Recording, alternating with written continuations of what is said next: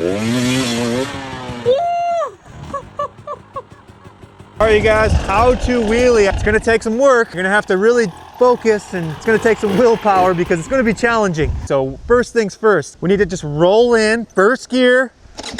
I'm gonna roll in, get some front end compression. I'm gonna grab the front brake. As I'm grabbing the front brake, I'm pulling the clutch in. That's step number one. Step number two, I'm gonna do the same thing, but I'm gonna throw my body weight down, and I'm also gonna give it a little blip of throttle on the way down.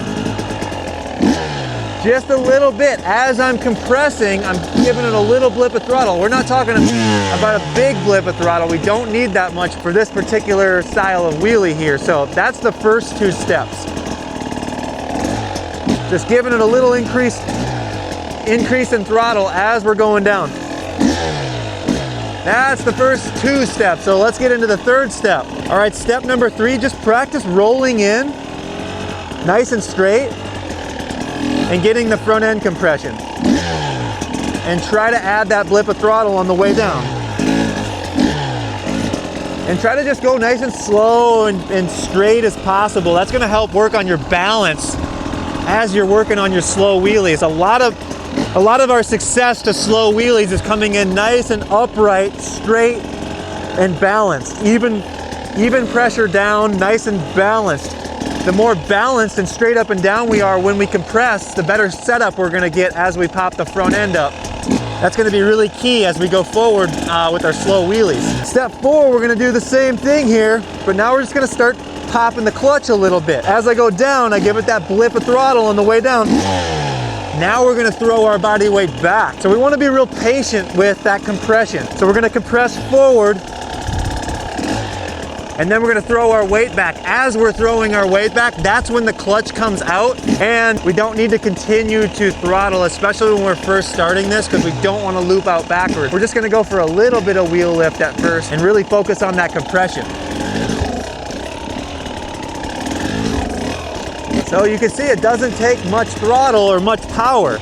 We also have a very grippy Plus Extreme gummy tire on our bike, which makes a huge difference in traction. If you're on a motocross tire, you're gonna wanna find some tacky dirt to practice this on. It's gonna be almost impossible on the concrete without a lot of physical effort.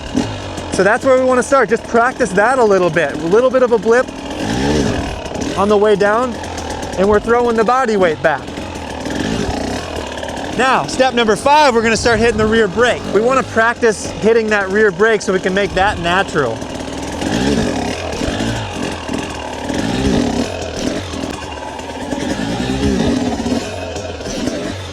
It's gonna feel really awkward the first couple times you do this. All this stuff is very challenging. I've been working on wheelies for a very long time, most of my life probably. Give it some time, but it will become natural. So I just got a little bit higher there, and then I'm just messing around and experimenting with hitting that rear brake. As I'm hitting the rear brake, I'm pulling the clutch in so that the bike doesn't stall on me. So you're gonna wanna practice popping that front end up and then hitting that rear brake, and then just kind of experiment with bringing it higher and higher, hitting the rear brake to bring you down. All right, you guys, so although I did mention compression and blipping the throttle on the way down, it's really important that we start dialing back that throttle. Now that we have the coordination of twisting the throttle as we're compressing, keep in mind when I'm picking the front end up, especially with a gummy sticky tire and there's a lot of traction, it's gonna be really easy to flip over all the way backwards if we give it too much throttle or just spin. So it's gonna be a fine balance there. So really focus on coming in here as we start developing this. You wanna basically make this sound. Just a little bit. Anything more than that, it's gonna spin the rear tire. With the combination of correct body movements, that amount of power is more than enough to pick the front end up. I will highly recommend working on that part first.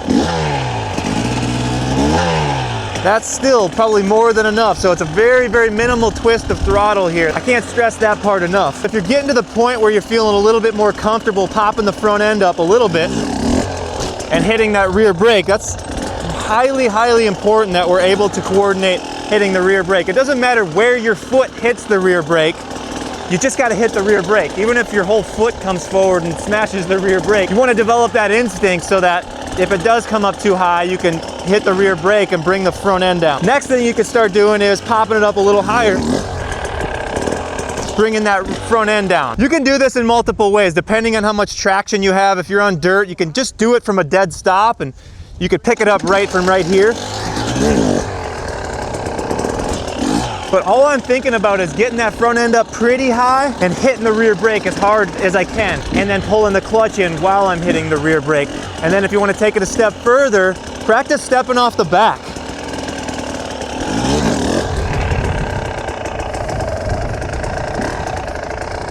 Maybe even turning the bike off. And now that it's in gear, it's going to hold itself in place, and just get a feel for what that feels like. Because chances are, if you're practicing wheelies, you're gonna have a point where if you practice enough, you're gonna flip over backwards. It happens to the best wheelie riders in the world, the guys that are the best at doing wheelies. Happens to me once a month. I'll flip over on my back. So I'm pretty good about not flipping over on my back, but I have a pretty good instinct to grab that rear brake. Even if the front end comes up really high, I can hit the rear brake and come to a stall for a second and jump off the back. So I think it's a good thing to be able to develop that coordination of being a little bit more comfortable jumping off the back of the bike. And then from this position, let's turn the bike on with the clutch in, because I'm in gear, and I'm gonna let that bike fall forward. And I wanna try to go as straight as I can. And then you hear how I was kind of letting that clutch out just a little bit, giving it a tiny bit of revs as the front end's coming down. Let's try that one more time, where we let that front end down real gentle. So as the front end's coming down, I'm letting the clutch out and letting the bike drive forward just a little bit.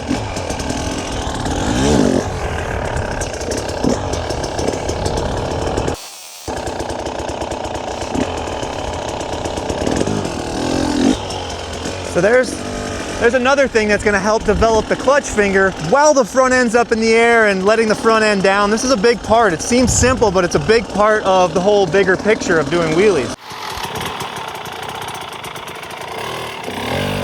So that last little piece that I mentioned is basically step 7, but now we're going to keep our feet on the peg. So I'm going to lift the front end all the way up and drive that front end forward, drive the bike forward just gently.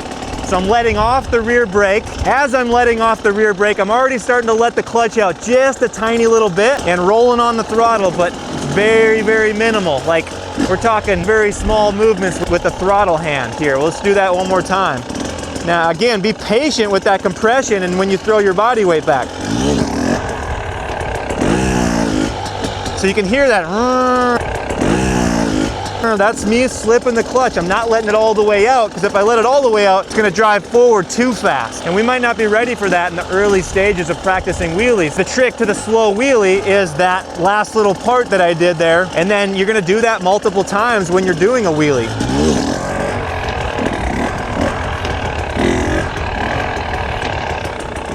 Assuming it's not too windy in your area, but you can see that's something to work on as well. Pulling the front end up real high, hitting the rear brake, bringing it down, and then driving forward as it's coming down. Real small inputs with the throttle and the clutch. Very, very small. And then be patient with that compression and really wait for it to compress and feel your weight transferring back into that rear tire. You want to consciously think like you're trying to maximize weight into the rear tire as the clutch is coming out. That's going to give you the best positive drive forward without spinning the rear tire. If you're using motocross tires, it's going to be a little bit harder on concrete. It might not be so hard in the dirt, but if you're practicing in the driveway on concrete or on tar, a grippier tire is going to make this a lot easier, or let a little bit of pressure out of the tires. I hope that one helps you guys. Let me know down in the comments if that helped. Have fun, be safe, work hard. This is going to take a lot of effort to get this down, but I'm telling you guys, it's really rewarding once you start feeling that front end come up.